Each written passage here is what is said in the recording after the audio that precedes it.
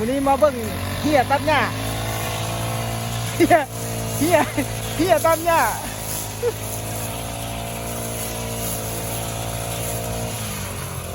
มื้อนี้เพิ่นบ่ได้ไปทางไหนเนาะเพิ่นมาตัดหญ้า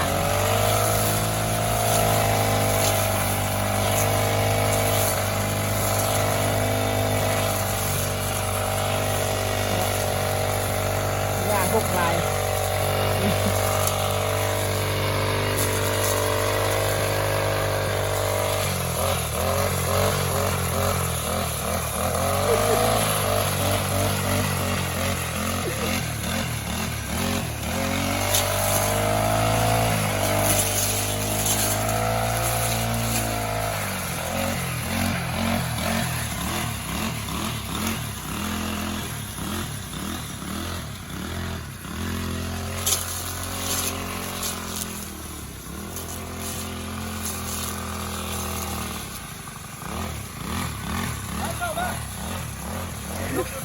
เอาลง YouTube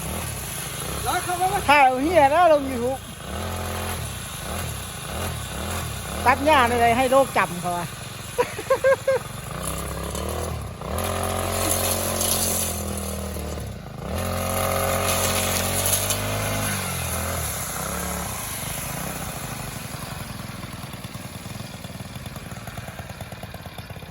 ทำได้8 นาทีก็ได้บ่ได้เขา8 นาทีใช่ไหม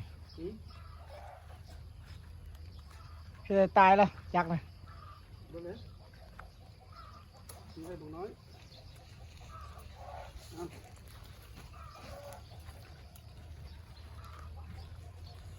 ตัวคล้องรถคิดให้จ่ายยอดวิวนะเอาว่าดิพายนั่งไปหาสินไม่ยั้งเลยกันเอามาใช้ทั้งหน้ารถแล้วกันอันนั้นเราเข้าคุกไว้พอแล้วบ่มีหินเนาะ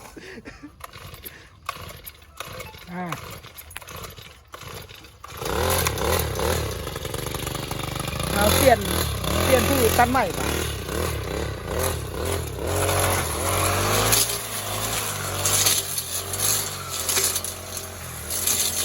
มาสัมภาษณ์เพื่อนจะน้อยน้องเป็นอะไรตัดหญ้า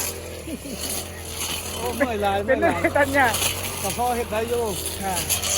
นี่หรอวะ กระเพาะเห็ดได้อยู่ เมื่อยระหว่างงานกินเบียร์กับตัดหญ้าที่ตรงไหน ตัวตัดหญ้าแล้วเลย เมื่อยกว่าบอก ไม่คนละเนี่ย ก็เนี่ยตัดหญ้าเมื่อยกว่าเนาะเอาข้าวตัดหญ้าเนาะ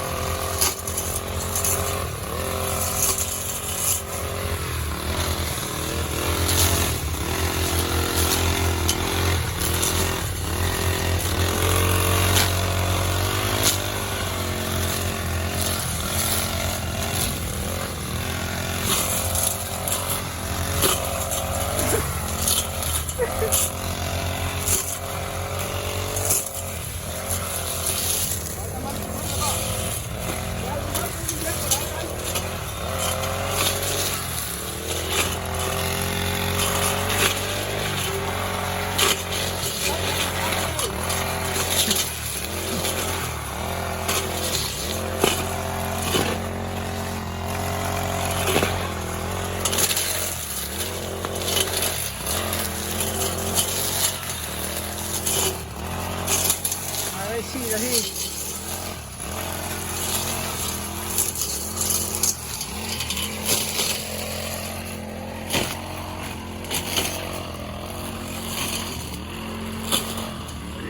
อย่าลืมจังไรจังไรเตี้ยนอีกได้น้อยเอ้ยมาจังไรเตี้ยนเหี้ยได้เหี้ยเสื้อเหลืองนะวันนี้มันจะบินทบกทบาทอีกแล้ววันนี้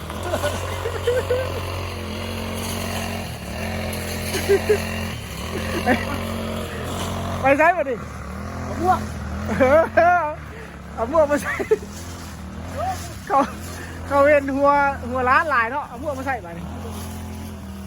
เอาลง YouTube ได้ไร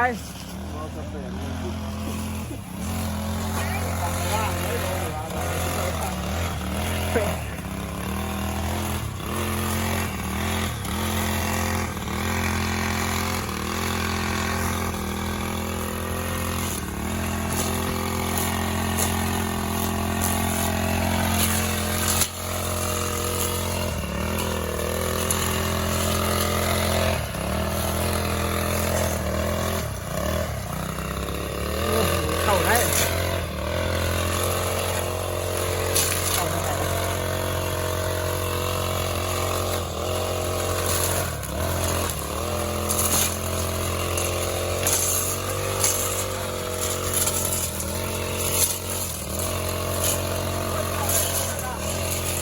ไหน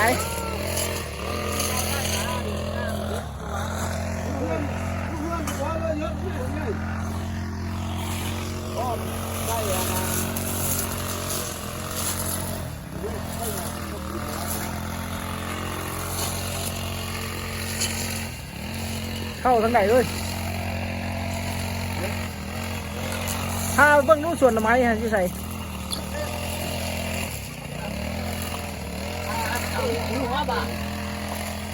เท่าไรคุณน้าไปแล้วพูดนะคุณน้าสิต้องเหนือได้ดิยิบบ่เอาแล้วนะคุณน้ากระเป๋ารถที่เฮ็ดกระเป๋ารถ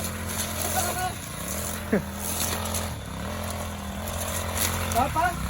เลี้ยงไปได้ดิ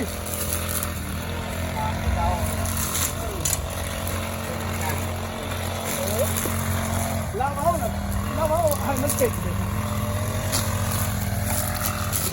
ร้อยเจ็ดบัวเข้าไปตามคนเหี้ยก็เนาะ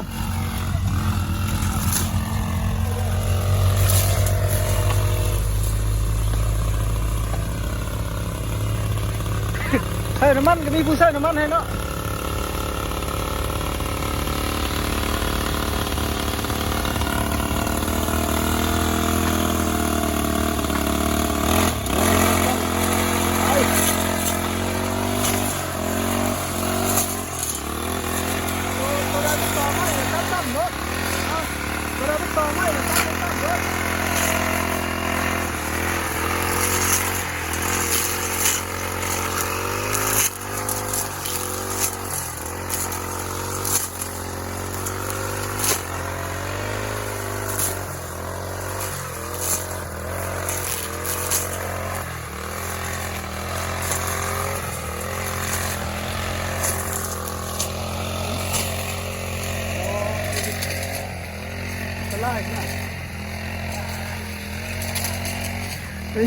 ไม่ยากจะได้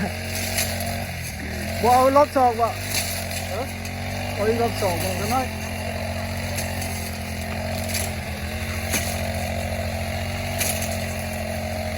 พนักงานปั๊มยาในลายคนหนึ่งนี่ท่านเป็นรถ